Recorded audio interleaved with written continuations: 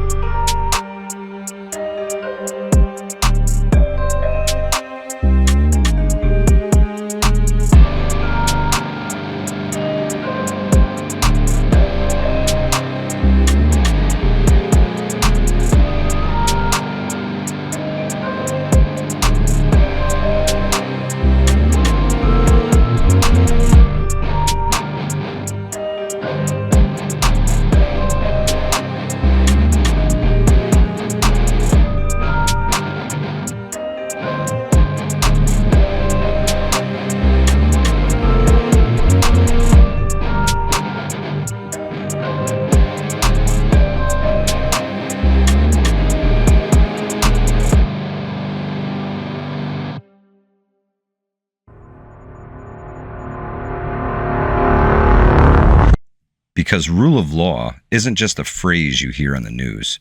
It's the invisible structure that keeps daily life predictable. It's why 911 usually answers. It's why most people go to work instead of breaking into your garage. It's why disputes are settled in courtrooms and not in parking lots. And that system, it isn't on or off. It's not civilization one day and Mad Max the next. It's a spectrum. So what we did was we built something to help visualize that spectrum. A without rule of law percentage, county by county, across all of New York State. Now, let me be clear. 100% would mean total breakdown. No reliable response, no enforcement, widespread violence, self-help, and self-justice. That's not happening anywhere here. But that doesn't mean that every place is functioning at the same level either. Some areas are calm and stable. Some are stretched. Some are dealing with repeat offenders, overloaded courts, and slow response times. This map isn't about panic. It's about situational awareness. Because preparedness isn't just food, storage, and flashlights. It's about understanding the environment you live in, socially, legally, and structurally. Where are the systems strong? Where are they strained? Where might small problems snowball faster? We're going to break down what this map means, how these percentages were estimated using real-world crime patterns, and why even the highest areas are still far from collapse, but worth paying attention to. Because the goal isn't to predict disaster, the goal is to see reality clearly and prepare intelligently. So this is how we'll define WROL percentage. Think of it as stress on the rule of law systems, not literal anarchy.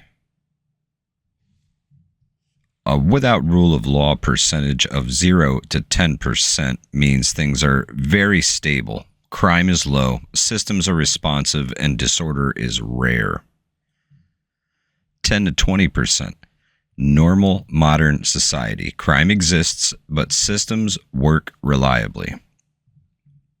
20 to 35% without rule of law.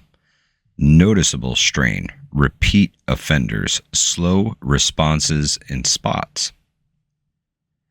35 to 50, chronic stress, high crime areas, overworked systems. 50 to 65%, major urban disorder, systems functioning but stretched. 65 to 80%, severe dysfunction in parts of the county, but not collapse.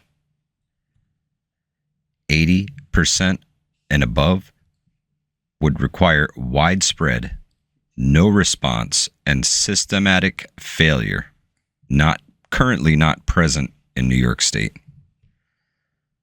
The key takeaway is even in the highest crime counties, it is likely under 60% on this scale here in New York.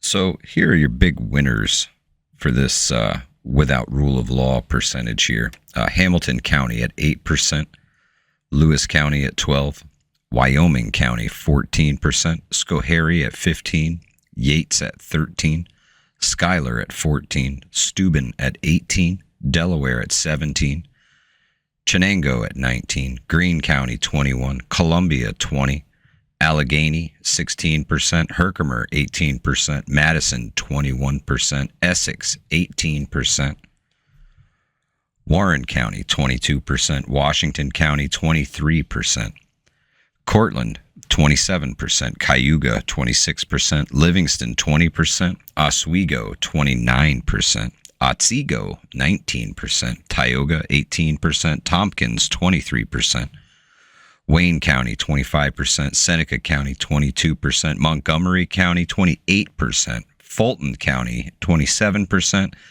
Genesee County 24%, and Orleans County at 23%. And those are your low crime, lowest tier in New York State, those counties mentioned.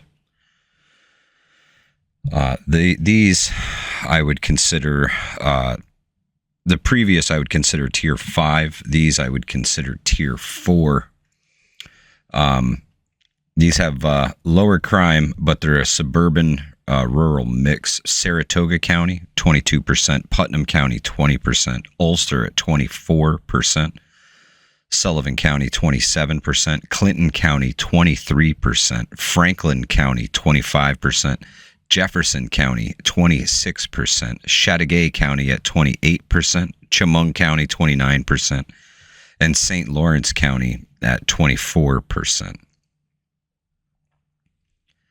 The next uptick, I would have tier 3. There is moderate crime in these counties. They have cities and suburbs, and the without rule of law percentage follows. Westchester County at 32%, Orange County 30%, Dutchess County 28%, Rockland County 26%, Niagara County at 31%, Broome County at 33%, and Rensselaer County at 34%. These counties have real crime issues, but still strong overall institutional control.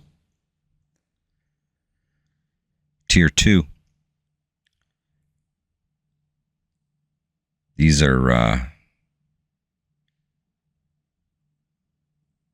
secondarily urban counties. Erie County, 46%.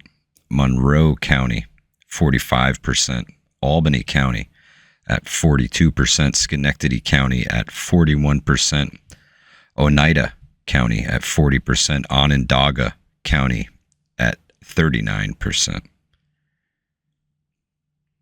And that's going to take us to tier 1. These are the highest crime pressure. These are major urban centers here in New York. We'll count down. These are tier 1. These are your highest crime pressure areas in all of New York State. Number 1 is Bronx County, 58%. Kings County, 55%. New York County, 52%. And Queens County, 50%. And the reasons why is obvious. The high population density and the stressed systems that come along with the 5 boroughs of New York City. I'll include the map here with this, and let me know in the comments section what you guys think about the without rule of law percentage and how it pertains to your neck of the woods here, especially in New York. New York is my home. It's the one thing that I can really attest to is how things are in my area, right? So I hope this helps you gauge the honest without rule of law percentage in your neck of the woods. This is something that I came up with through Chat GPT. I've been working really hard on this. This accounts for a lot of things. These are New York State DCJS crime rate definitions and available data, crime per 100,000, specific violent crime ratings, and the safest county data, right? There's a lot of different things that the AI could resource that I can't even get to. I would never be able to find them. So this is definitely a collaborative effort here with the AI partners at ChatGPT. Not sponsored by, not leaning towards, but there is no way I could compile all of this data by myself as fast as I did.